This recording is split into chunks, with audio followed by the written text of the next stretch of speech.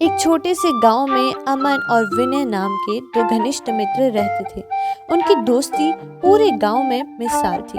वे हर समय एक दूसरे के साथ रहते और हर सुख दुख में एक दूसरे का साथ देते।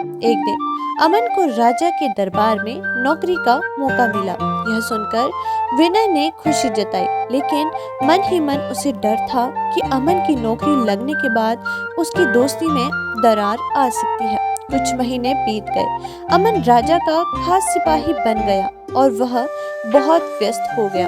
वह विनय से मिलने कम ही आता था। विनय को यह महसूस होने लगा कि अमन उसे भूल रहा है। वह उदास हो गया, लेकिन उसने अमन से कभी भी शिकायत नहीं की। एक दिन गांव में एक गरीब किसान की जमीन पर कुछ बाहरी लोग कब्जा करने आ गए। किसान ने विनय से मदद मांगी। विनय ने अमन को यह बात बताने का सोचा और उसने पास राजा के महल पहुंचा, लेकिन महल के गेट पर पहरेदारों ने उसे रोक दिया और कहा कि अमन बहुत व्यस्त है। विनय निराश होकर वापस लौट गया, लेकिन कुछ ही देर बाद अमन अपने घोड़े पर सवार होकर विनय के घर आ पहुंचा। उसने गुस्से में पूछा, तुम महल क्यों आए थे? तुम्हें मुझसे कुछ कहना था? विनय ने पूरी बात बताई।